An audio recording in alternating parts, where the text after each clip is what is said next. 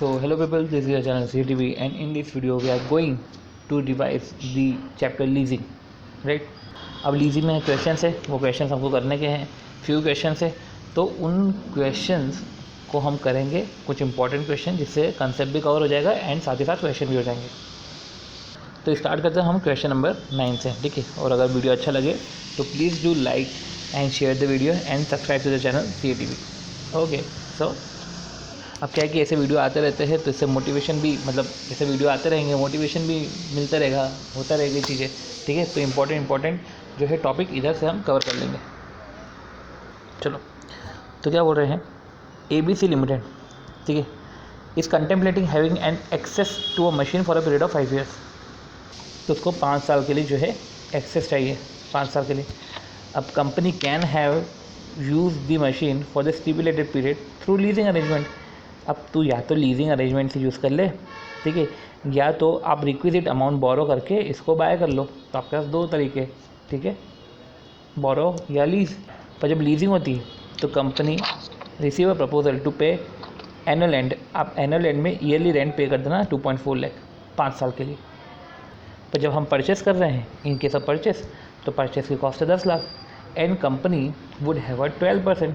तो 5 साल का लोन लेगी 12% के पे, ठीक है। अब लोन में इक्वेटेड एनुअल इंस्टॉलमेंट जाएगा, ठीक है। तो इक्वेटेड इंस्टॉलमेंट होगी लोन की, और वो सारा लोन जो है, अगर हम देख, वो सारा लोन जो है वो ड्यू हो रहा है बिगिनिंग में। तो हर साल की बिगिनिंग में ये लोन होगा। आप अगर रफ स्केच बनाओ तो उधर तो आपको जो है ईयर एंड पे करना है, अगर आप देखें तो ईयर एंड पे रेंट पे करना है, पर इधर जो है आपको इंस्टॉलमेंट बिगिनिंग में पे करना है, ठीक है। तो machine can be sold for 2 lakh, और ठीक है, it is estimated that machine जो है हम 2 लाख में सोल्ड कर सकते हैं, राइट। डेप्रिसिएशन का जो है, डेप्रिसिएशन का ऐसा मेथड है, टैक्स रेट 30% है और कॉस्ट ऑफ कैपिटल 10% है।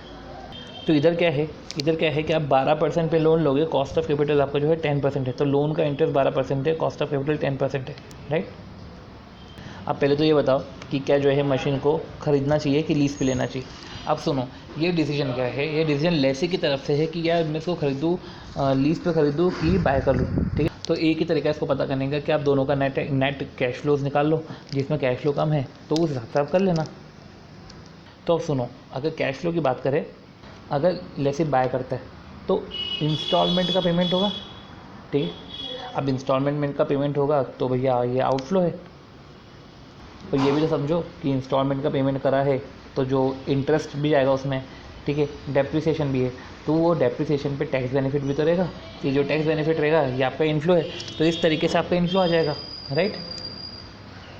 और अगर ये रेंट वाला होता तो हम जो रेंट पे कर रहे हैं वो है हमारा आउटफ्लो। अब रेंट पे करें तो रेंट आउटफ्लो है, तो रेंट में से 1 - T कर देना, क्योंकि टैक्स का बेनिफिट मिलेगा तो 1 - T कर देना। मतलब कि हमको इंस्टॉलमेंट है, उसमें से इंटरेस्ट और डेप्रिसिएशन की टैक्स सेविंग हमने माइनस कर दी, ठीक है, और रेंट को हमने 1 - T ले लिया। तो अब आउटफ्लो को हम कंपेयर कर लेते हैं। तो पहले हम रेंट की बात करते हैं। भैया रेंट कितना है, रेंट क्या है 2.4 लाख 5 साल के लिए, करो। अब इसका तो या तो प्रेजेंट वैल्यू निकालना चाहिए, ठीक है, क्योंकि हमको आउटफ्लो निकालना है तो हमको नेट निकालना है ना, 0 ईयर पे खड़े होकर प्रेजेंट वैल्यू निकालो। अब देखो, तुमको ये फैक्टर दे के रखे तो तुमको ये फैक्टर यूज़ करने के, उसके अलावा कोई यूज़ मत करना, ठीक है। तो 0.893 ये सब करो कैलकुलेट, 0.8 ये तीनों को सबको ऐड करो। इन सबको ऐड करते तो 3.645 आता है टोटल। फिर सिंस हमने फिर उसको जो है 2,40,000 से मल्टीप्लाई करा तो 7,21,000 आया, और 7,21,000 में से 30% हमने माइनस करा तो 504700 आया। अब देखो, इस कैलकुलेशन में एक मेजर मिस्टेक होगी। एक मेजर मिस्टेक क्या होगी कि पहले आपने 2.4 लाख जो है, आपने जो है इसको ले लिया, ठीक है, आपने क्या करा, इनको ले लिया, जबकि इसको तो लेना नहीं था। ये जो 12% है ये तो बोरोइंग है, और डिस्काउंटिंग रेट तो ये है 10%, राइट।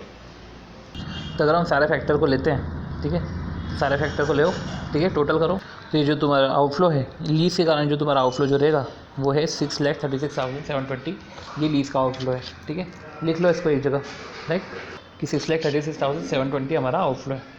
अब ऑब्वियस सी बात है, जब आप बोरो कर रहे हो, मतलब कि बोरो करके जब बाय कर रहे हो, तो उसमें आपका इंस्टॉलमेंट, इंटरेस्ट और डेप्रिसिएशन वाला आएगा। तो इसमें आप कॉलम से, आप एक बेटर है कि कॉलम बनाओ, ठीक है।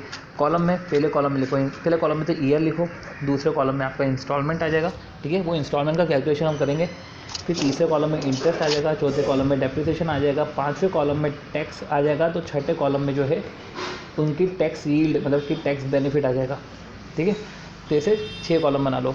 अब पॉइंट ये है कि इंस्टॉलमेंट करना है तो इंस्टॉलमेंट का आप एक नीचे वर्किंग नोट बना लो जिससे आप इंस्टॉलमेंट कैलकुलेट कर लोगे। तो इंस्टॉलमेंट कैसे कैलकुलेट करोगे, देखो 12% है ना, ठीक है, तो आप कैसे करोगे कैलकुलेट, इंस्टॉलमेंट अगर कैलकुलेट करना है कैसे करोगे आप कैलकुलेट कि 12% के फैक्टर्स का टोटल करो, राइट। सब तो इसका 12% के जो फैक्टर्स है, ये जो 12% के फैक्टर इनका टोटल करो, इनका टोटल आएगा 3.605। ठीक है, अब इसको जो है 10 लाख से डिवाइड करो तो इससे आया हमारा 277,392। तो ये जो है देखो, अब समझो इधर वापस एक गलती हो गई। गलती ये हुई कि हमने ये सारे फैक्टर्स को ले लिया, पर भाई हमको ये समझना है कि जो पेमेंट है इधर पेमेंट तो हो रहा है, कब हो रहा है पेमेंट, इधर पेमेंट हो रहा है बिगिनिंग ऑफ द ईयर में। अगर आप देखो तो बिगिनिंग ऑफ द ईयर में पेमेंट हो रहा है, तो नॉर्मल जो तरीका था वो तरीका तो लगेगा नहीं। ठीक है, तो इस केस में आपको जो है 4 साल के फैक्टर लेने पड़ेंगे और वो 1 साल स्टार्टिंग का लेना पड़ेगा, उसको 1 लेंगे। ठीक है, तो 4 साल के फैक्टर का टोटल करो फिर +1 कर देना। इससे जो तुम्हारी इंस्टॉलमेंट आएगा वो है अपना 247,647। ठीक है, तो 247,647 आया, पर ये ईयर 0 है, तो समझो ईयर 0 में आपने 247,647 का पेमेंट कर दिया। ठीक है, पर क्या इसमें से इंटरेस्ट डिडक्ट हुआ है, इंटरेस्ट डिडक्ट नहीं हुआ। तो इंटरेस्ट तो होगा फर्स्ट ईयर में डिडक्ट, जैसे कि इधर हो रहा है फर्स्ट ईयर में इंटरेस्ट डिडक्ट होगा। और जब फर्स्ट ईयर में इंटरेस्ट डिडक्ट होगा तो कितना परसेंट होगा, 12%। तो अब ये समझो 12% किस पे कैलकुलेट होगा, 12% के 10 लाख पे कैलकुलेट होगा। तो समझो इधर जो पेमेंट हो गया था, ये पेमेंट तो बिगिनिंग में हो गया था। ठीक है, अब सिंस पेमेंट बिगिनिंग में हो गया था तो जो इंस्टॉलमेंट है जो हमारा 10 लाख का जो था बोरो कर रहे थे, उसमें से मतलब कि जो पहला इंस्टॉलमेंट है उसमें कोई इंटरेस्ट ही नहीं ना, उसमें टाइम पीरियड तो कुछ हुआ ही नहीं, स्टार्टिंग में ही पेमेंट हो गया इसका। तो अब स्टार्टिंग में पेमेंट हो गया, इंटरेस्ट कटा नहीं, तो वो 10 लाख में से 247,647 आप माइनस करो। अब ये जो आया इस पे कैलकुलेट होगा 12%। ठीक है, तो ऐसे केस में ये होगा आपका 0 ईयर का एंड और होगा फर्स्ट ईयर का बिगिनिंग। तो आप ये समझो कि बिगिनिंग के चल रहे हैं। ठीक है, अब समझो ये 0 ईयर का बिगिनिंग, 1 थर्ड ईयर का बिगिनिंग, सेकेंड ईयर का 0 ईयर का बिगिनिंग, फर्स्ट ईयर का बिगिनिंग, सेकेंड ईयर का बिगिनिंग, थर्ड ईयर का बिगिनिंग, फोर्थ ईयर का बिगिनिंग। अब इधर तुम्हारे 5 साल हो जाते ख़त्म, क्योंकि आपने बिगिनिंग से चालू किया ना। तो ठीक है, ये 1 साल, 2 साल, 3 साल, 4 साल, 5 साल, पर आपको 5th ईयर का बिगिनिंग मतलब कि 4th ईयर का एंड इसलिए शो करना पड़ेगा क्योंकि इधर जो है इसका टैक्स का बेनिफिट, इसका टैक्स शील्ड ये सब भी तो लेना है। तो इसलिए आपको फिर ऐसे केस में ऐसे कॉलम्स बनेंगे इसके। तो सिंस अब जब देखो अगर आपने 10 लाख में से ये माइनस कर दिया था और फिर आपको जो मिला उसमें आप जो है 12% कैलकुलेट करोगे। सिंस बोरिंग 12% की, तो आपने इंटरेस्ट निकाल लिया। अब इंटरेस्ट निकाल लिया और सिंस अपने बात करेंगे डेप्रिसिएशन की भी, कि जो है 10 लाख का डेप्रिसिएशन है और जो 2 लाख का है, 2 लाख का अपने को रेसिडुअल है, तो 8 लाख है, तो 8 लाख डिवाइड बाय 5 करा तो 1,60,000। सो इस तरीके से समझो आप इन दोनों को ऐड करो। जब 90282 प्लस 1,60,000 इसको ऐड करा और इसका 30% निकाला तो आया 75085। ये तुम्हारा टैक्स बेनिफिट है, ये तुम्हारा आउटफ्लो को कमी कर देगा। तो 247,647 है। ठीक है, तो उसमें से आउटफ्लो को कमी कर दिया तो नेट कैश आउटफ्लो तो ये रहा। ठीक है, अब नेट कैश आउटफ्लो ये रहा, तो अब आपके जो है आउटफ्लो में कमी कर दी इसने, पर ये कमी करी है अगले साल, तो ऐसे केस में वो डिस्काउंटिंग तो करनी पड़ेगी। डिस्काउंटिंग के लिए याद रखना कि 12% मत यूज़ करना। तो इस तरीके से आप जो है हर साल का कैलकुलेट करोगे। तो आपने जो है बिगिनिंग में पेमेंट करा, ठीक है, तो 10 लाख में से कटा। ठीक, अब समझो फर्स्ट ईयर का बिगिनिंग मतलब 0 ईयर का पूरा एंड हो गया, तो जो 10 लाख में से आपने जो है ये माइनस करा था 247,647, बचे हुए पे इंटरेस्ट आया 1,60,000 का डेप्रिसिएशन है। ये जो इंटरेस्ट है 1,60,000 है ना, मानो ये 0 ईयर के एंड का ही है, क्योंकि जो ये जो कैलकुलेशन होता है ये तो एंड पे ही होता है, राइट। तो आप 0 ईयर का एंड बोलो या फर्स्ट ईयर का बिगिनिंग बोलो, ऐसे आपको इधर भी समझना पड़ेगा कि ये जो इंस्टॉलमेंट पे हुआ है, ठीक है, तो अब समझो ये जो इंस्टॉलमेंट पे हुआ है ये भी तो माइनस होगा, पर ये जो इंस्टॉलमेंट पे हो रहा है, अब इस इंस्टॉलमेंट में हमको क्या पता कि कितना इसमें प्रिंसिपल पोर्शन है, कितना इंटरेस्ट पोर्शन है। ये इंस्टॉलमेंट में तो हमको पूरा का पूरा पता था कि ये जो पोर्शन है, ये पोर्शन पूरा प्रिंसिपल पोर्शन है, तो हमने माइनस कर दिया, राइट। इसमें से हमको पोर्शन नहीं पता। अब से हमको पोर्शन नहीं पता, तो ऐसे केस में ज़रूरी है, इधर ज़रूरी है हमको इस पर टेबल इंटरेस्ट टेबल बनाना, ठीक है, इंटरेस्ट टेबल बनाना ज़रूरी है। और इस क्वेश्चन में जो मिसिंग है वो यही है कि इसमें इंटरेस्ट टेबल उन्होंने बताई नहीं है, जबकि इंटरेस्ट टेबल तो बनाना चाहिए। अब इंटरेस्ट टेबल कैसे बनेगा समझो, आपको ये सारे यही लिखना है 0 1 2 3 4 5, ठीक है। और 5 को बेटर है ऐसा बोल दो 4th ईयर का एंड, 5 या 4th का एंड, ठीक है। 10 लाख था आपका, 0 ईयर में आपका डेप्ट पेमेंट हुआ 247647। अब सिंस इधर तुम्हारा पेमेंट हो गया है तो इसमें से ये कि ओपनिंग में जो बिफोर इंस्टॉलमेंट है आपका 10 लाख का था, इस 10 लाख में से ये 247647 माइनस हुआ, ये 247647 जो है ये पूरा का पूरा प्रिंसिपल माइनस हुआ, ठीक है। तो कितना है 10 लाख में से 247647 752,353, ठीक है। ये आपका था ओपनिंग का, ये इंस्टॉलमेंट पे करने के बाद, ठीक है। अब फर्स्ट ईयर के बिगनिंग में 752,353 था। अब इसमें जो है 752,353 में ऑब्वियस सी बात है आपका 10% ऐड हो जाएगा, 12% सॉरी, फिर 12% 90282, ठीक है। तो ये आया 90282। अब 90282 है, इंस्टॉलमेंट है आपका कितना 247647 में से 90282 माइनस करो तो 157365। तो जब 7,52,353 जो भी है इसमें से आप 1565 माइनस करोगे, राइट, तो हमारा आता है आउटस्टैंडिंग 594988। अभी जो 594988 है ये क्या है हमारा, ठीक है। तो ये 594988 है। अभी जो 594988 है इस पे ये अपना ओपनिंग हो जाएगा, 594988 जो है ये अपना ओपनिंग हो जाएगा। फर्स्ट ईयर का क्लोजिंग तो सेकेंड ईयर का ओपनिंग होगा। अब इसमें इसका करोगे आप कैलकुलेट कितना, इसमें कैलकुलेट 12%, तो 71938 आ जाएगा, 71398 आ जाएगा। तो लिखो 71398, फिर 247647 में से 247647 में से आप माइनस करोगे 71398, वो माइनस करा अपना, ठीक है। तो आया आपका 176243। तब ये जो 176243 है ये अगले साल चले जाएगा। सॉरी ये जो 176243 था ये तो प्रिंसिपल पोर्शन था, तो वही आप प्रिंसिपल पोर्शन माइनस करोगे आउटस्टैंडिंग में से।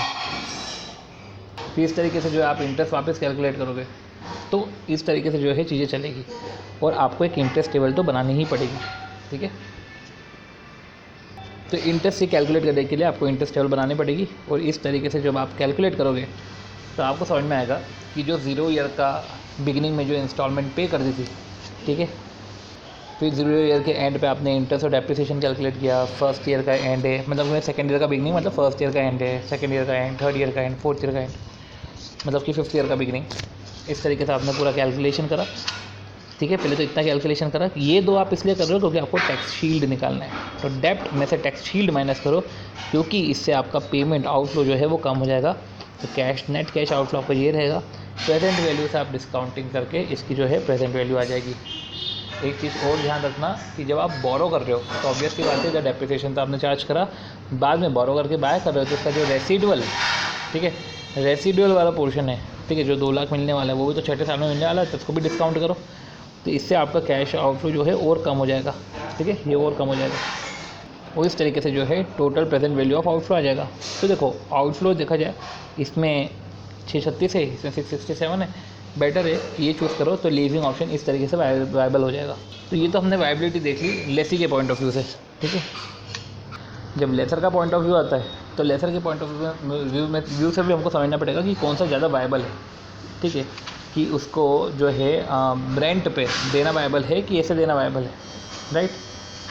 देखो एक तरीका ये बोलने का कि सिंस लेसी को जो है रेंट पे देना वायबल है तो लेसर को भी रेंट पे देना वायबल होगा, तो ऐसा नहीं है। लेसी की अपने हिसाब से अपन ने कैलकुलेशन किया, अब लेसर भी अपने हिसाब से कैलकुलेशन करेगा कि कभी ये रेंट पे चढ़ाता तो क्या होता और कभी ये इसको बेच देता, क्योंकि बाय कर रहा है अगर लेसी, ठीक है, अगर लेसी बाय कर रहा है तो सामने वाला बेचेगा, ठीक है, और लेसी अगर 20 पे रहेगा तो सामने वाला लेसर है, ठीक है। तो ऐसे कैसे या तो आप उसको सेल करते या तो आप उसको जो है रेंट पे चढ़ाते, ठीक है। तो क्या होता, तो ऐसे केस में आप इन्फ्लोस देख लो, तो यहाँ पे इन्फ्लोस कंपेरिजन हो जाएगा। पर देखो इसमें दूसरी तरीके से कैलकुलेट किया है। कैलकुलेट ऐसे किया है कि इन्होंने सेल करना या रेंट पे देना को या ऐसा अल्टरनेटिव नहीं कंपेयर करा, इन्होंने इस तरीके से कंपेयर नहीं करा जिस तरीके से देख कर रखा था कि इसमें इतना है इसमें इतना है तो अपन ये चूज़ कर लो। ऐसा है कि इन्होंने जो है रेंट वाला ही लिया, पहले तो रेंट वाला ही पहले लिया। रेंट वाला क्या लिया, किसी उस लेसी के लिए जो है ये वायबल है रेंट पे लेना। तो इधर हम देखते हैं कि इधर रेंट पे देना लेसर के लिए वायबल है कि नहीं। अब रेंट पे देना लेसर के लिए वायबल है कि नहीं, तो समझो वो रेंट पे देगा तो उसको पैसे मिलेंगे, तो लीज रेंटल इसको मिलेंगे। इनफ्लो की बात करें तो पैसे मिलेंगे, टैक्स कटेगा, तो 1 - T तो करना ही पड़ेगा, ठीक है। और जो टैक्स शील्ड है ये इंटरेस्ट और डेप्रिसिएशन, इधर तो वैसे इंटरेस्ट आएगा। सो इधर तो जो उन्होंने जो है रेंट पे रखा, तो जब रेंट पे रखा तो देख लेते हैं कि लीज रेंटल है, इंटरेस्ट तो आएगा नहीं क्योंकि बोरो बाय तो करा नहीं, ठीक है। बोरो एंड बाय वाला जो सोचना था वो तो हमें जो है लेसी के पॉइंट ऑफ व्यू से सोचना था। लेसर तो सिर्फ रेंट पे दे रहा है, ठीक है। तो बोरो और बाय करना, ठीक है, या तो लीज पे लेना, ये लेसी के पास ऑप्शन थे। पर लेसर तो है, लेसर तो लीज पे ही दे रहा है उसको। लेसर थोड़ी ना लेसी को बोल रहा है कि बोरो एंड बाय करो। वो तो एक लेसी को चीज़ें खरीदनी है तो उसका बहुत सारी दुकानें हैं। एक दुकान लीज की दुकान है, एक दुकान इसकी जो है बोरो एंड बाय की है, ठीक है। तो अब वो जब लेसर की दुकान पे जा रहा है तो ऑब्वियस सी बात है, तो लेसर जो है अपना एनपीवी के हिसाब से, एनपीवी लीज रेंटल के हिसाब से कैलकुलेट करेगा ना। अब लेसी को लगता है कि अगर लीज वायबल है तो लेसर को भी तो ये चेक करना है। तो लेसर को जब चेक करना है कि वो लीज वायबल है कि नहीं है, तो लेसर तो जो है रेंट रिसिप्ट के हिसाब से कैलकुलेट करेगा। और जब रेंट रिसिप्ट के हिसाब से कैलकुलेट करेगा तो उसने जो है करा, देखा कि जो है उसको 2,40,000 मिलता है रेंट, राइट।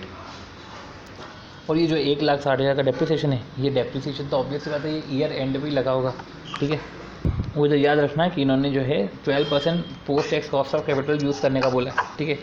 तो 12% के सारे फैक्टर्स को ऐड करना और इस तरीके से आप जो है लीज रेंटल कैलकुलेट करोगे। किसी को 2,40,000 हर साल मिलता है तो cumulatively present value of annuity factor किया 3.605। अब इसमें से 30% तो माइनस करेंगे, तो ये लीज रेंटल वाला सीन हो गया।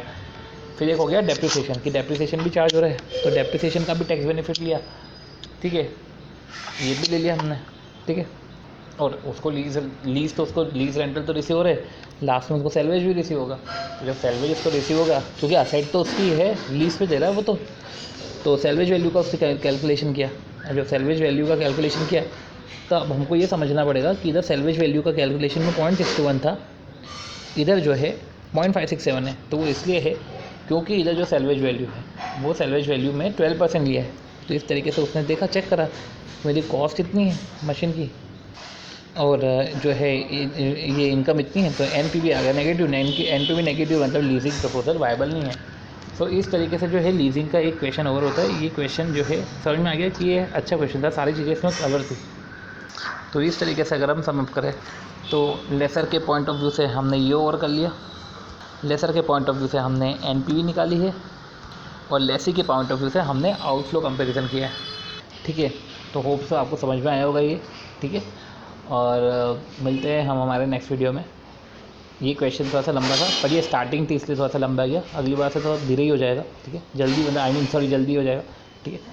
तो मिलते हैं हमारे नेक्स्ट वीडियो में। Okay bye.